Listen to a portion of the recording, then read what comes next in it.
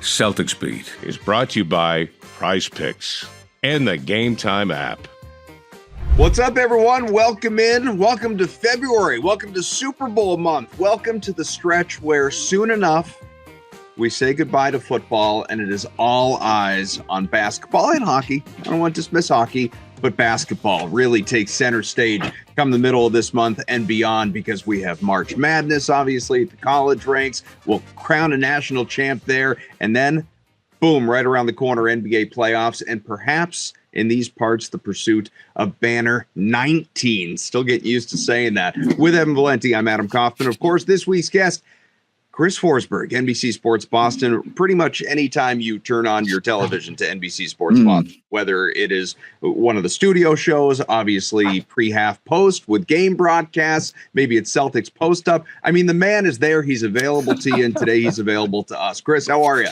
What's going on? And Kaufman, I got to correct you. The big game in New Orleans was last night. That's a good point. So everyone go home now. No reason to stick around till the end of next week. Do we know if Drew and Eddie the nail biter that we were looking for? Are they recovered? Did they hit Bourbon Street? Yeah. Well, that'll be interesting. We'll know tomorrow when they play the Sixers how what the activities were. But yeah, this has been a good month to be on the road for them. The LA and Texas stops. Like, yeah, it's I'm not going to say it's contributed to their issues, but it's part of the equation as you're navigating an NBA season. Yeah, with these trips, Drew hasn't needed the the gloves and hat and scarf and all the stuff he's been rocking in these car commercials. That's for sure. Look, good for him. Abby was flaunting that it was 70 degrees in New Orleans yesterday, and I was a little bit of me was crying as I stared at my golf clubs. I think the most notable thing as we enter February, obviously, is that this team is now starting to maybe find a little bit more consistency. I mean, if nothing else, you could look at January, and it wasn't a quote-unquote bad month. It was just a super inconsistent month. It was basically every other game, win-loss, win-loss, win-loss, with very rare exception. We saw that little 2-game win streak in the early part of that West Coast trip against the Warriors, who are mediocre, and the JV Clippers. They didn't play anybody that night, had to survive them in overtime. And then it was kind of back to the pattern for a little bit. And now, as we sit here and have this conversation, to start off that road trip and on the heels of a visit Sunday to Philadelphia, it is now 2 straight wins. And I believe manager Lou Brown of the Cleveland Indians in Major League would tell us that 3 makes a winning streak. So we're not quite there yet. Not quite there yet. But how are we feeling about what we've seen so far, just in this recent little stretch against, the Bulls, who, granted, were shorthanded, no Zach LaVine, but in fairness, Boston wasn't at full strength either. And New Orleans, the survival against injury-ravaged team when you did have all your guys. Imagine telling us coming out of that championship where they steamroll 16-3 in the postseason and all that, and we're like, you guys are going to be celebrating a 2-game win streak in January. Like, probably would be unclear what went wrong. But so, like you said, super inconsistent month. It's been a tough watch. I'm not going to lie, right? Like, for some of the lapses, some of the late game execution has fallen off the cliff, which is, I guess, why it made it a little bit refreshing to see them come through against the Pelicans, where, Jason and Jalen both hit big shots in the final 30 seconds, where you do just enough, even if you're looking at that roster and saying, how is this a game? Beggars can't be choosers when you're kind of going through it. So, I do think there's been little incremental strides made. Like, the starters have been so much better. Their first 10 games together, super low in net rating. Past 5 games, past 6 games now, up over plus 20. Porzingis has been fantastic. And, like, look, if all you're going to do is find one thing to hitch your wagon to, like, if Porzingis is that healthy and playing to this level, like the game that we saw the other night, he was just fantastic. The 26 first half points and 34 overall. Like, I mean, if you get that Porzingis in April, May, or June, just send the Larry O'Brien trophy. But like, still some strides to clean up. 8 3-pointers, including some logo heat checks. That was the one from the logo, or was step inside the logo, was something. I will say, like, his shot just looks smoother. I think he said it in the walk off with Abby that it just feels crisp, and that he's still like, well, I'm still at 96 point something % healthy. I like give him 3 more %. it's encouraging to hear. Like, again, a lot to clean up, but yeah, right now you just kind of, if you're going to go through it, if you're going to ride the roller coaster, at least find some positives, at least make it look like you're moving in the right direction. And I'm certainly, maybe it's probably recency bias. If they lose to the Sixers tomorrow, I'll just go back to being despondent. But right now I'm okay with where they're at. Yeah, the KP addition's been a nice welcome sight just because of how big of a deal he is in terms of like a matchup problem. I mean, he's posting up everybody he possibly can. The 3-point shot, drawing guys all the way out to 30, 31 feet, 32 feet from the basket. I mean, Vucevic isn't the greatest guy in terms of covering guys in the perimeter, but if he's got to go 31 feet out there, you just see the court. Right off the floor, he got benched. Look at the court. Like people have taken stills of what the court looks like when KP's really got it humming, and it just makes life so much easier for literally everybody else. I mean, a lot of the people are, and it's been a good topic is, how Jason's handling all these traps and blitzes and things that are being sent his way and how Boston's dealing with that. When you have a guy like Porzingis, like he's just makes life super easy. If you run the Tatum KP pick and roll or pick and pop, mostly pick and pop, you're going to have a nice advantage for either guy because either you get like a Nikola Vucevic on Jason Tatum where that's just fun, or you have Colby White or somebody Patrick Williams like that and Kristaps Porzingis, and he's been feasting on it. So, you look at some of the numbers, Chris, and you look at what KP's been able to do. He's a post-up guy. I think he's 1.2 points per possession, most efficient post-up scorer in the league right now. How much easier is this for Boston when they have a 7'3" Chico? Because like watching it from where we're sitting, obviously is something else. But you look at and you talk to some people that work for the team or talk to the guys, like eyes must get big when he's out there because this is just a huge luxury right now. When he is earning with meat, this team is just a whole nother level. Maybe my favorite quote of the year when he was describing 100% some Latvian expression that did not translate. And I love that he just could not even kind of get through the rest of the quote because he realized how ridiculous it sounded. So when the starters were going through it and those first 10 games together where they were minus 11.4 net rating, I think a lot of us sat there and said, like, why isn't this working? And further confounding was that like Porzingis was pretty good for some of it. And I think what they realized in that moment was it would have been easy for them to say, hey, the numbers are off the charts with Al in that role. For whatever reason, this group doesn't have the mojo. Let's just use that and like figure it out down the road or whatever. But I think they recognize, right? Like if you're going to go through the bumps, do it now. The highest level of this Celtics team is with Porzingis on the floor, making the offense just another level. And I know going into last night, I think that group last 5 games was at like 128 net rating. I suspect it's still pretty robust, considering the points they put up last night. Again, if Porzingis is playing like this, it takes some stress off the Jays. You just get the sense that they know this is the pathway to sort of having that championship mojo they had last year and gives them the best possibility. So they just navigated the bumps. Now, like they're still figuring some stuff out, especially defensively, like and how to balance it all. Everyone still wants their touches. It's a lot easier to get everybody multiple shots when Kristaps isn't out there and it's just Al in the corner. So they'll smooth that out over the second half of the season. But like probably the prime reason, and it's sort of interlocked, right? That the starters are better and Kristaps has just been fantastic in the stretch. Like that's the biggest reason for optimism right now is that for whatever reason that was super clunky. Kristaps comes back when they're 21-5 or as right before they got to that mark, and you're thinking, man, this could get ugly for the league, and it didn't, and went the other way, and they've been super inconsistent. And there's a lot of layers to that, but ultimately, if I'm gonna hinge on one thing, it's gonna be okay. If Kristaps playing like this, I maybe it's like anecdotal, but like I'm doing the cringe less during the game when he comes to like goes up for a rebound. Like he just looks more fluid and safe. I don't know what like the right word is there. But yeah, like the more they can play him, the one thing is his second half splits have dropped off. Like his first half numbers are amazing. Even that other night when he had the 26 points, 24 points, whatever it was, and then kind of a quieter second half. Yesterday was one of his better second halves in terms of efficiency. They just got to figure that out. And I think that could just be conditioning and getting back to playing so many minutes when, for the better part of 9 months, he hasn't had to exert that much. This team is 34-15, third best record in the NBA. You wouldn't know it based on the way most people talk about them, but that's the reality.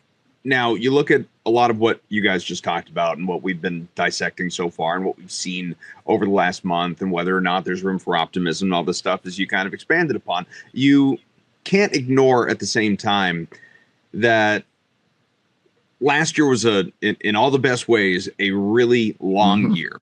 And then obviously it was a really long off season or short off season, I should say, but a busy off season for some of these guys, for Tatum and White and Holiday in particular. And I think you can really drill down on each guy kind of has their own thing, I guess, but you could look at those three rolling right from winning a championship and all the, especially for Tatum, all the celebrity that comes along with it. And then going into the Olympics and, even though he wasn't gassed out there, and then into a new season. And you now look at what we've seen in recent months. Like it's been a down year for Holiday. Maybe some of that is the lack of layoff. Maybe some of that is age. It's been a down season for White after an incredible first 20 game or whatever it was start.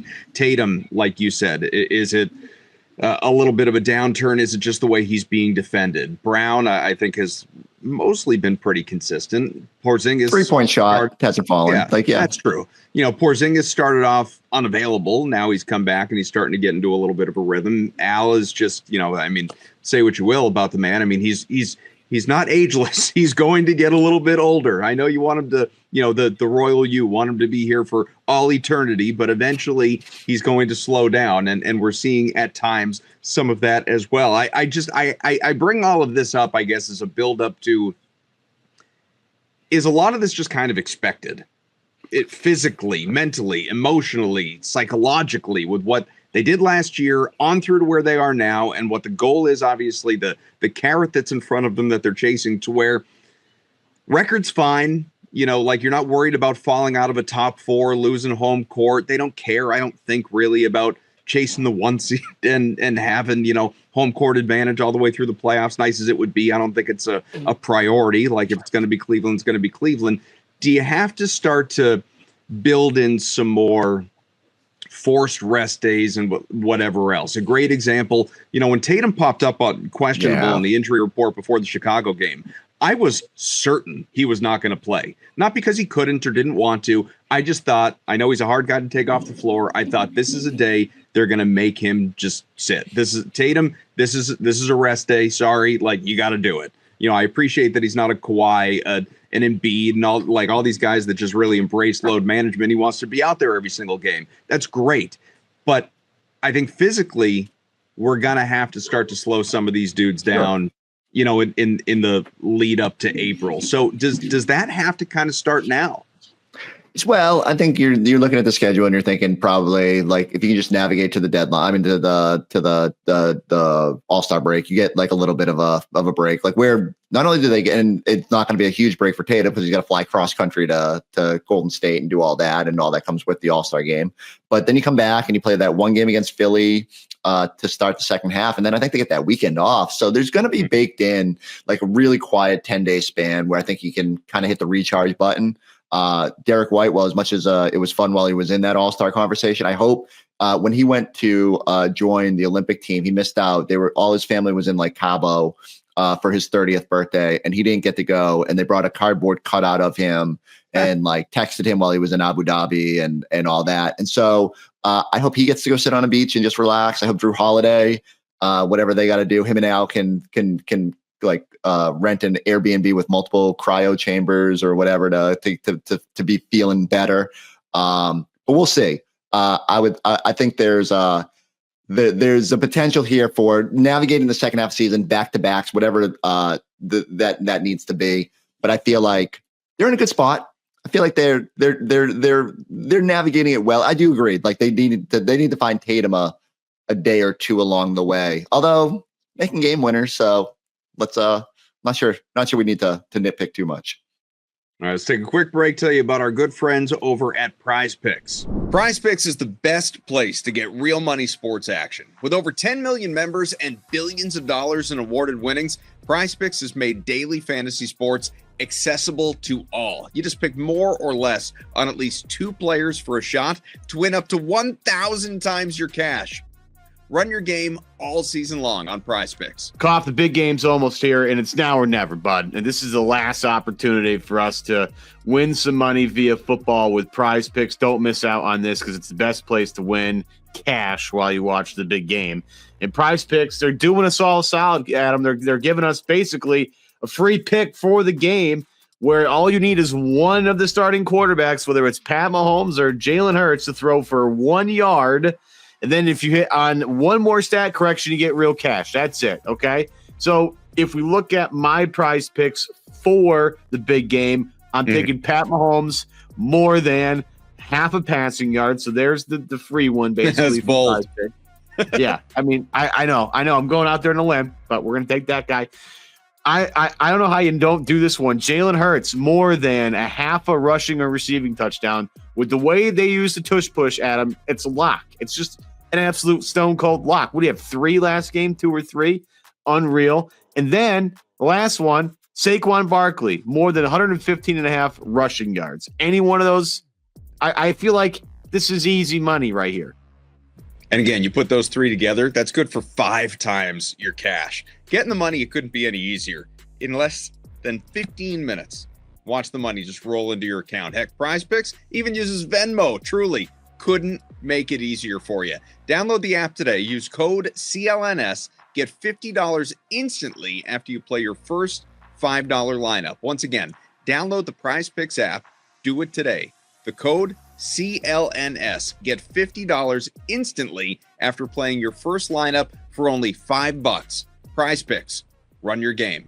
All right, back here with Chris. So, Ev, just to keep going with what we were talking about with Chris there, I think the Tatum game winner is a good thing to bring up. It how good was how good was the camera from the guy on the base? Oh my God! I mean, that's a lifetime memory right there. That's a commercial. That's going to be a commercial. Somebody's going to cut that. Like, how's Jordan Brand not turn that into a commercial overnight? It's coming for sure. That's coming. Absolutely.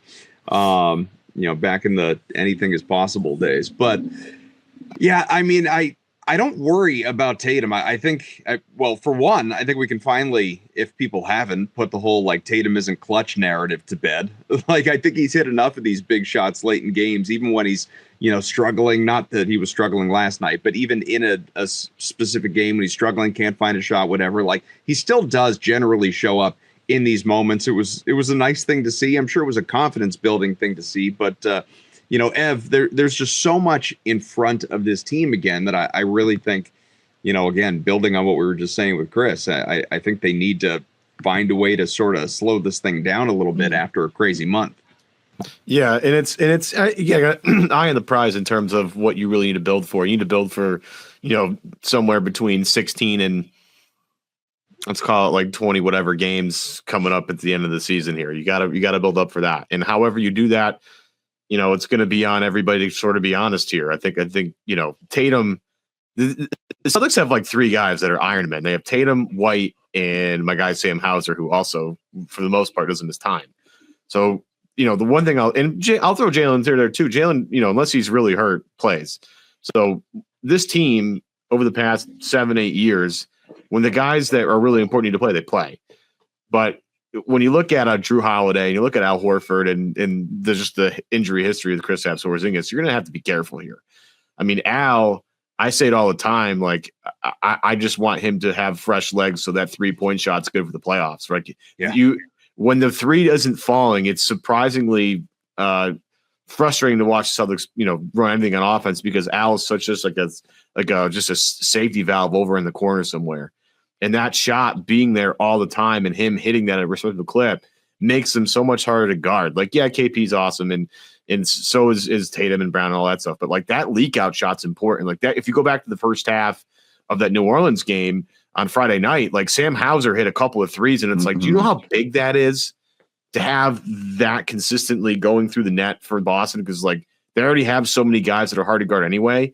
But if those not the secondary or tertiary guys, you're talking 6th, 7th, 8th guys in the bench are knocking down 40% their 3-point shot. You're going to be you're in for a tough sledding for a series. So look at that. I look at Drew Holiday, another guy that I have to get right. Those 60% from the corners, threes aren't going in nearly as much this year.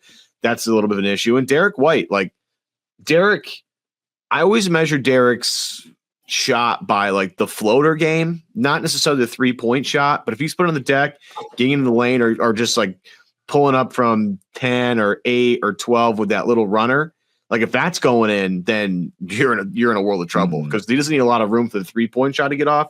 But if he's pump faking from the left or right wing and putting the ball on the floor and getting into the middle of everybody and making decisions there, that's when they're really the most difficult. So as you look at, I'm not worried about Tatum, I'm not worried about Brown. It's the KP, Horford, Drew, White combination of like, are those guys well rested? Are they, in terms of injury, are they healthy? If those guys are like that, then yeah, we talked.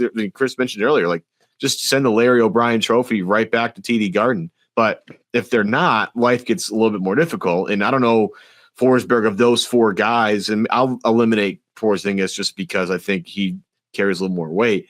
Of those 3 guys, the White, Holiday, and the Horford, like which is it, if you had to pick one guy to be 100% healthy, which one would you have? Because I would argue last year that Holiday was the 3rd best player in the playoffs. He was unbelievably good for them. I would put Derek a little higher this year, but like those 3 guys, what is the weigh the importance of which guy needs to be the healthiest as we go forward here? It's funny, right? Because you would expect Derek would probably be the most healthy of the bunch, not like besides getting teeth knocked out or whatever that happened in last year's playoffs. Like he's going to be out there. I think he's the most vital of that group to their success. I think we've seen like when Derek is a positive, the numbers are over 90% winning percentage. It's like all you need is a good game from Derek, and typically good things are going to happen. And that's also reflective that usually the starters are as a whole are in the positive.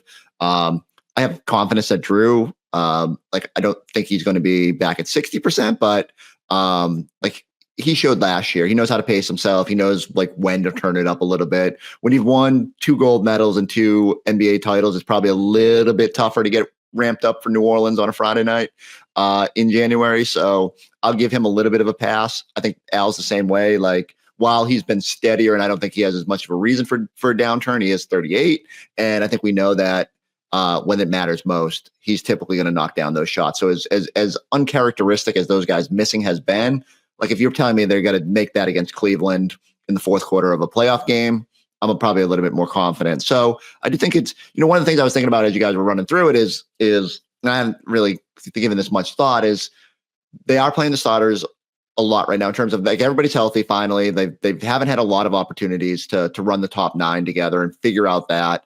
Maybe it makes more sense to do it in this stretch where, okay, like let's try some stuff. Let's see the starters together. Let's take some bumps because the second half of the year, and by second half, I mean whatever the final 24 games sprint to the finish line, if you do have to turn some of those guys down, like, okay, now you can build back up Hauser's confidence, Pritchard's confidence. Those guys will play more.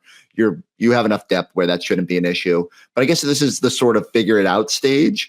And they probably have to figure it out a little bit more than we thought they would based on some of their struggles. So I keep saying it, right? Like I'm not trying to explain away why it's been a rough patch, but as long as they're learning, as long as they're moving in the right direction, I can look back in 3 months from now and say, okay, I get like why it was a little unsightly at times and why I had to launch my remote through a TV because they're fumbling away games, as long as they're better when it matters. So hopefully that not to give them an out, but hopefully that's it, there is some of that going on, and we'll see how much the rest in the second half of the year figures into it. But I think they're going to be fine because their depth is what sort of differentiates them.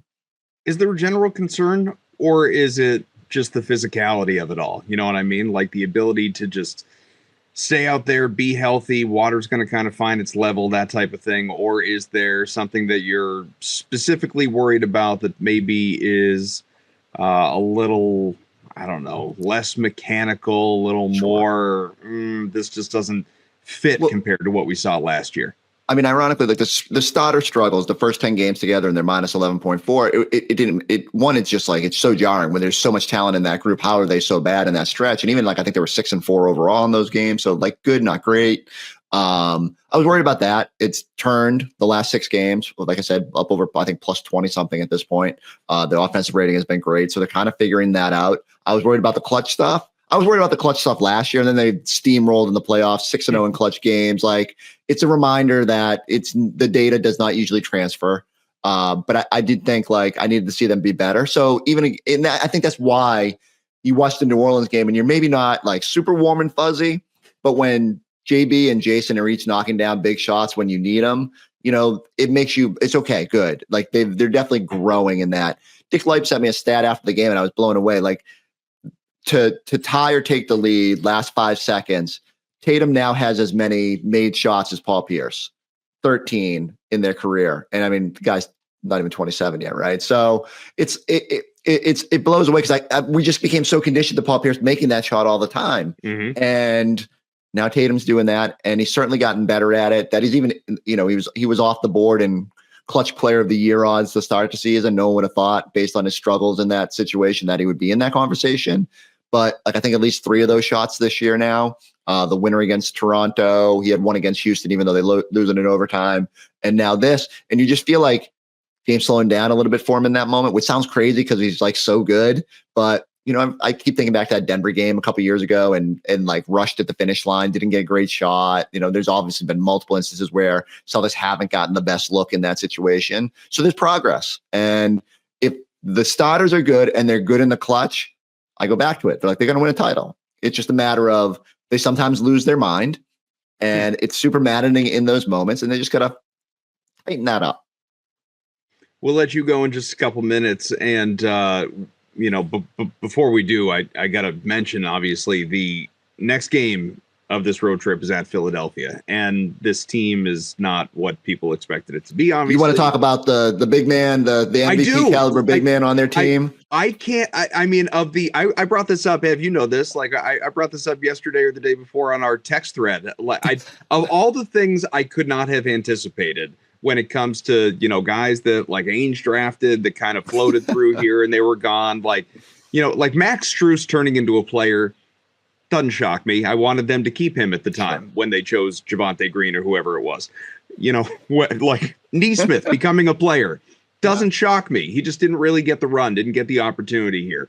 Yabusele becoming a player. I did not see coming. Like that was not on my bingo board. Yabu becoming like a legitimate like 2010 threat on any given night. Can we see what Ante Zizic is up to now? Seriously. Like, right. Like I'm assuming let's get RJ Hunter back in here. Let's right. a way back machine.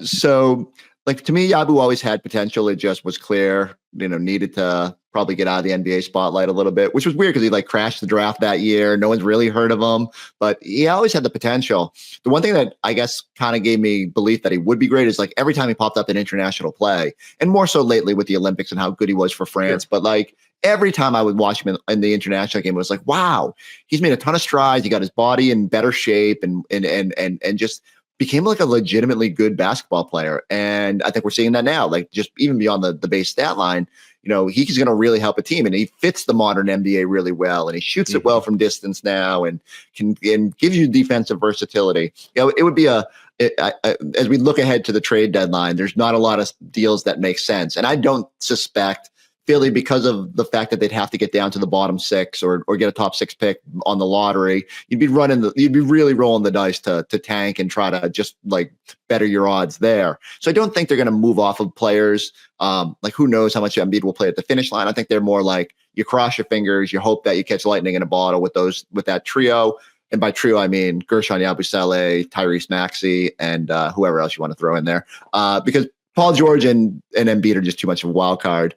But I think there's an opportunity for the Celtics to examine some opportunity, like guys like that minimum salary. You don't necessarily even have to trade out a player to bring something back. You just trade draft picks to take on a minimum guy. So the Javonte Greens of the world, the Yabuseles, like every reunion that I could daydream about, because I like those are the ones that most excite me. And O'Shea Brissett's still out there. Like there's plenty of opportunities if they just want to kind of tinker on the fringes and get one more guy in here. But Yabu might be playing himself out of the conversation. He's just too good. And I guess if I'm the Sixers, you maybe roll it through to next year and hope he wants to be back and try to sell him on the same thing he probably thought this year. He's like, man, Embiid and Paul George, this team's going to be so good. And he's probably looking at like, what the hell did I sign up for? Guy's going to get himself a contract. I hope so. It's crazy. And I don't know what I was joking with someone else. I said, I don't know what the number is, but like, he's not a minimum guy. If I was a team that had cap space next off season And I was just looking. I mean, he's still 27, I think 28. Right. There's an opportunity for him to grow and be something. I wish, because like I remember one of the years he was dominating in the Olympics. I think he was maybe told Washburn on the Globe. He was like, I can't keep waiting for the Celtics to call me. Like I'd be open to an NBA return, and he was kind of just begging a team to give him another chance. And what's the minimum salary now? 2.5, like $2 million, like depending on your years of service. I will not be surprised if Yabu gets $10 million a year. Yeah. And I think that's probably on the high side. Like, but I think, just put it this way, like Luke Cornett came back on a minimum, and mostly because he was really comfortable here and he knew he would be accentuated. He'd have a no trade. So they like couldn't move him, and which is crazy that Luke Cornett is one of the few people in the league with a no trade. But like, sometimes you just have to bet on yourself and that you'll have a good year. And like Luke will have opportunities next summer to decide, does he want to just be part of whatever the core looks like, or does he want to go cash in somewhere? Does Yabu want to just run it back with Philly or find a team that can pay him?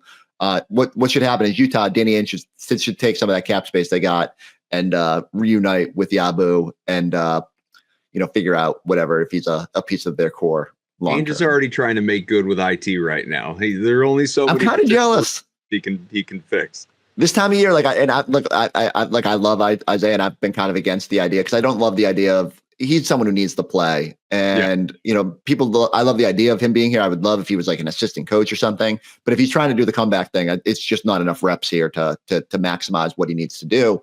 That being said, the idea every time, like when Kemba Walker, before he decided the next phase of his career, and I'm always like, man, if we could just get these guys, their positivity, their vibes, if we could just get them and be part of this all, that would be great. But that's not how it always works out in the NBA. But good on Yabu. Yabu, please, as every role player in the league torches the Celtics in the last month, if you could not go for 30 plus and just that would be nice. Chris Forsberg, NBC Sports Boston. We are going to let him go, and we thank you obviously for your time, Chris. Always, we'll do it again real soon here. See how the next month goes. Certainly a calmer month for the Celtics and the rest of the NBA, for that matter, with the All-Star break. Can't wait for that Mac McClung-led dunk contest. That's going to be a ton of fun. But Forsberg, thanks, buddy. All right, we'll let Chris go. We'll take a quick break here. There is nothing better than going to a live game, truly. I mean, at any level, pro, college, in between with the minors. So many core memories that I have as a kid revolve around going to some sporting event. Heck, I know you don't have to pay to get into these, but even Cape Cod Baseball League, just going to sporting events, it's an absolute blast. It's the kind of thing that stays with you forever. But if you do go to a level like a pro game that you need to pay, going to a game, it's even easier than ever before, thanks to our friends Ev over at Gametime. Yeah, Kaufman, the best part of Gametime is how easy it is to tell how much money you are saving with Gametime picks. When you log on to the app, it's the easiest way to do it. Log on to the app, pull up on your phone, you'll see tickets like with a great deal, an amazing deal, which are all amazing. Trust me, they're all spectacular. But you're looking for the super deal, which means the tickets you're looking at are the top 1% of prices based on the value of the ticket. And again, you'll see that probably right in front of your face as soon as you bring the app up on your phone. And with the Celtics going forward here, February, Kaufman, big month, bud. Huge. NBA Finals rematch in the Garden February 6th against the Mavs. Victor Wembanyama comes to Boston February 12th. Going to be a hot ticket there. I think whenever Boston and New York are together, it's always a good time. Sunday, February 23rd, Knicks are in town. And the last game against the Cavs at home comes February 28th, the end of the month. So look at those dates just for the Celtics. There's more obviously going on in the world of Boston, in probably whatever neck of the woods that you're in terms of sports. But just keep it to a Celtics thing here, buddy. 4 games that should all be on your list to go to, and make sure you get there with Gametime because they have all-in pricing. You get a panoramic view from your seat. They have the lowest price guaranteed, and if you somehow find tickets that are less expensive, Gametime will credit you 110% of the difference, and your purchase from Gametime is covered with the most flexible customer service policy in the ticketing industry, bar none. And if I took my middle son, who is starting a little jersey collection here, went to the Mavs game, went to the Spurs game, Is he allowed to wear his Luka or Wemby jerseys? I'll allow the Wemby. I'll allow Wemby. He's amazing. Luka, Wemby, you got Tatum sure. and Brown in the closet, though. It feels like sacrilege. You got to do that. You got to. Yeah. It is. It's a monster schedule coming up at the Garden this month here, as Ev mentions. Take the guesswork out of buying tickets with Gametime. Download the Gametime app, create an account, use the code CLNS for $20 off your first purchase. Terms apply. Again, create an account, redeem code CLNS on the Gametime app for $20 off. Download Gametime today. Last-minute tickets, lowest price, guaranteed. Our thanks once again to Chris. Always great stuff from him, and make sure you check out the Celtics Talk pod as well. You know, we're not afraid to promote other podcasts of the zillion in the Celtics space. Look, you've people that I assume have their favorites, so we appreciate people always being here with us. Of course. So with a lot of the stuff that we talked about with Chris, and just this, again, painfully up and down stretch that this team has been on. I mean, you see them as a heavy favorite against Chicago, for instance. You know, as someone who immerses himself in the betting space, obviously, a 14.5-point favorite. I really didn't think they were going to cover, in part because I didn't think Tatum was going to play. Instead, they win the thing by 20-plus points. New Orleans, again, a situation where not as much, but a considerable favorite, and almost lost outright. I mean, they had to really squeak that one out, never mind cover the number. Now you're going to have Philadelphia, a team that obviously everyone is going to just assume, roll out the balls, Boston's going to win this thing. At least that's maybe not the Celtic fan mentality who watches this team on a daily basis, but the national mentality of what Boston should do against an inferior opponent. What do you feel like you need to see, not specific to that game, but just in the next couple of weeks here, off of the January that we had, sort of leading into the All-Star breaks? The last game before the All-Star break is February 12th. Gives us basically 2 weeks of basketball. It's 1, 2, 3, 4, 5, 6 games before then. What do you need to see in these next 6 games from this team in general? And I don't mean a record per se, but just on the floor.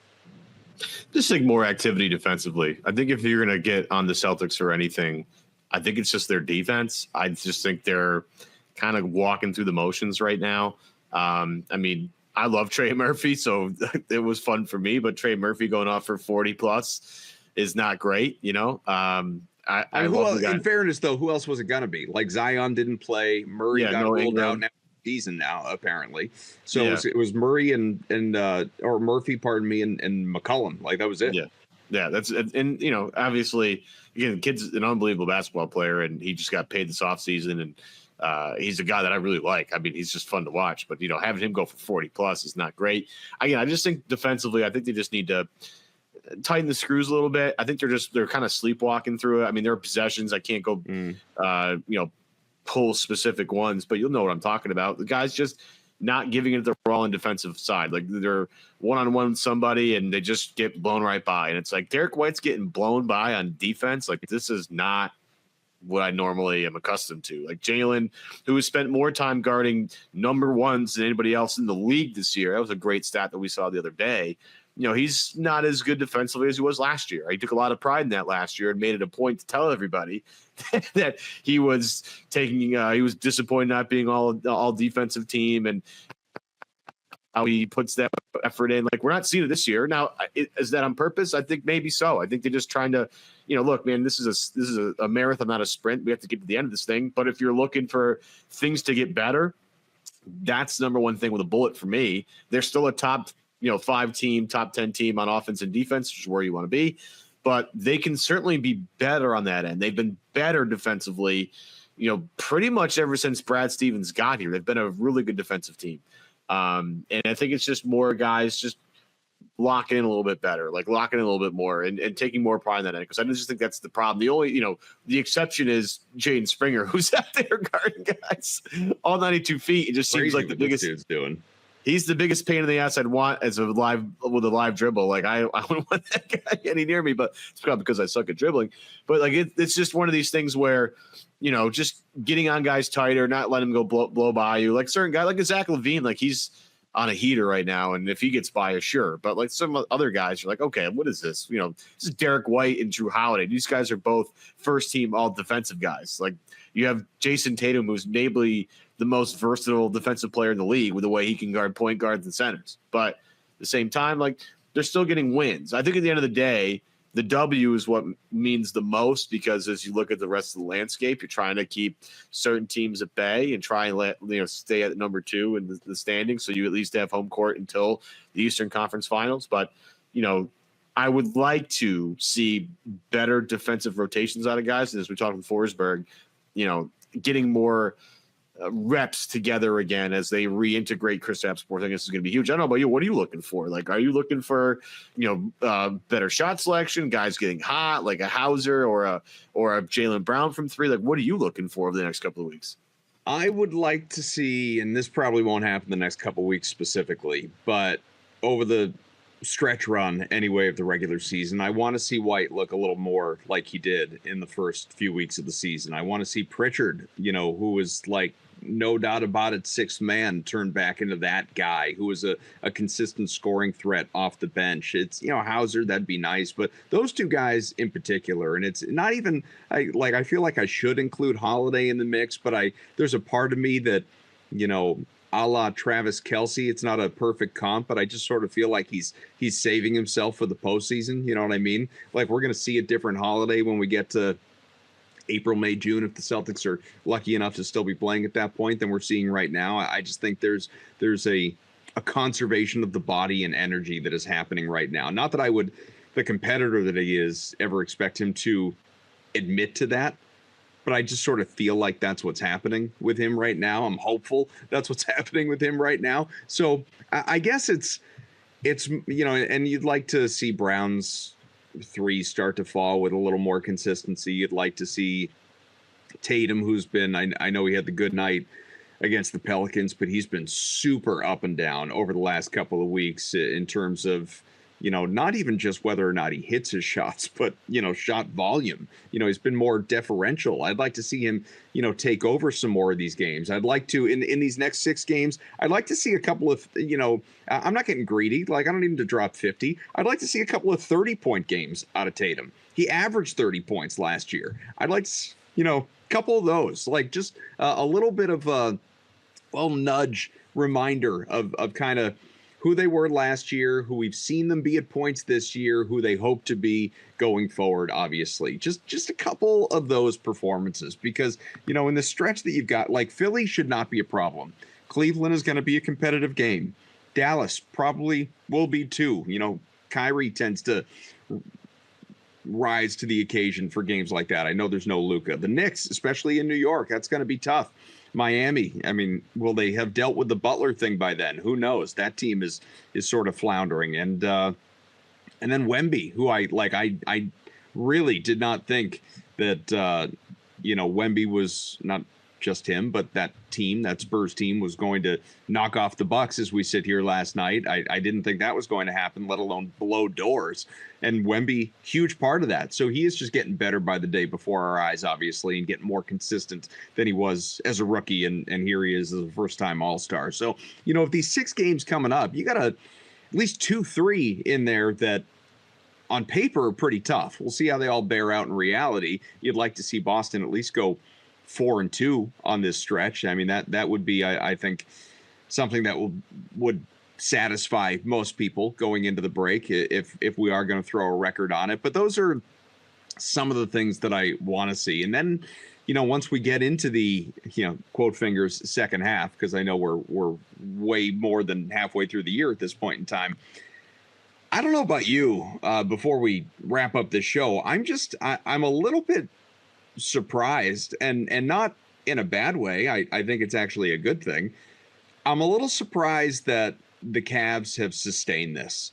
I'm not even necessarily that they're still leading the East or leading the entire NBA for that matter, but 39-9 just because of the single digit just looks different than, call it 36-12. You know what I mean? Like it just 39-9 is really impressive. And obviously there's no way to know right now what it's going to look like when we get to the playoffs. Everybody going to be healthy? Is this for real, or is it a mirage? Is it like people have made the comparison? Is it like, Al Horford's Atlanta Hawks winning 60 games in the regular season, then the playoffs, come and they turn to a pumpkin, that kind of thing. Like, I think the Cavs, I've said this for a couple of years. Last year, they sort of went on hiatus, but going back a couple of years ago, I thought that they were going to be really tough out in the playoffs. Obviously, I still feel that way, but I'm sort of happily surprised that this is still working and that they are still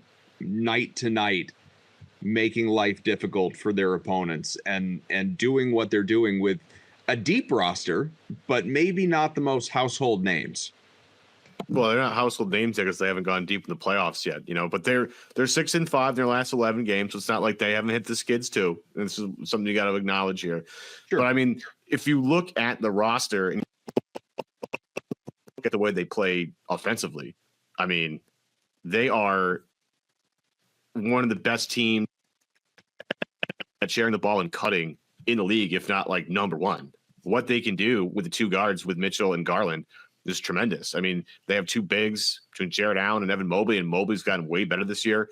Who stepped up in terms of his defensive game. Like, they've become much better defensively under Kenny Atkinson. But they grind you out, man. They grind you out. They're not going away anywhere. And we'll see if it comes back to the norm and they regress to the mean a little bit. But I mean, they play outrageously well together. They get a lot of great shots. They kind of remind me of Boston a little bit last year. I think what's funny is the three teams at the top between OKC, Boston, and Cleveland, like, they have a lot of similarities.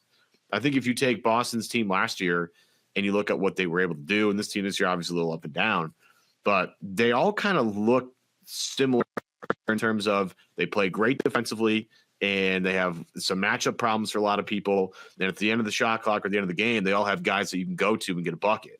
Now, we'll see with OKC. It's very Shea heavy. We'll see if J-Dub can help him out later on in the season and in the postseason to be that second guy. We'll see with Darius Garland as it was a smaller guy who's going to get picked on, whether he can carry that load as you get to the playoffs. And we know with Boston that they can because they've done it, right? That's the one thing with this team that they have the proof. They can have a little bit more confidence. But hey, look, we've won the title. We've been to 2 finals. We're in the Eastern Conference Finals every single year, and we're a Tatum rolled ankle away from going to like 3 straight finals, which is pretty impressive.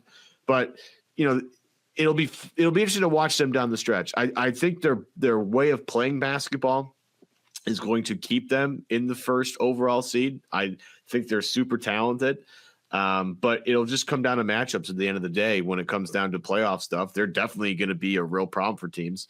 And you want to avoid playing them until, you physically have to. But I mean, look, it's nice to have the carrot. And we talked about this earlier in the year. It's nice to have something to chase. Mm-hmm. Boston isn't the best team in the league. They have a ways to go to get to that time, that particular part of the league. But I do think that having Cleveland out in front by so much will keep this team focused because, look, I think it's all been a little bit tougher than I think people expected to run this back. I think a lot of people are like, oh, this will be easy. Last year, look at last year. They were so great. This is going to be cake. No, this is hard. This is really hard. And going through it, you're seeing it night to night, like New Orleans, like Trey Murphy goes off. They're getting the best of everybody every single night. And you can't have down performances. And I think that's going to be good for them as they get ready for the playoffs. I'm not sure if you can say that if you're Cleveland, if you can say that if you're OKC. You can say this if you're Boston. And, trying to find silver linings here as we try to talk about this skid that Boston's on. Other teams have skids too. But I think Cleveland is legit as it gets. I think it'll be a fun matchup if they get to play each other in the playoffs for sure. Our thanks to Chris Forsberg once again, NBC Sports Boston, to Ev. Before we get out of here, can we have a little debate here? If it's a quick one. Do you think Jaylen Brown should have been an all-star? No. No. But don't reward a team in second place with two guys? It's not. It's just, God. I you know what? I'm glad you brought this up. I do have thoughts on the All-Star, and let's do it next show so we can really expand upon it. I guess not. A little less timely at that point, but still a good conversation to have. Although the biggest snub of all was Sabonis. Sabonis not being an all-star is bananas to me, but that's I know Western Conference, but even still, that kind of bugs me. But yeah, I mean we've run about an hour for the people out there, short attention spans and whatnot. But we want to thank Forsberg. We'll get to the All-Star conversation, I promise. We should have probably done it earlier in this show. Thanks to Amit hanging out with us behind the scenes as well. For Ev, I'm Adam. Everybody, thanks for watching Celtics Beat. We'll talk again next week.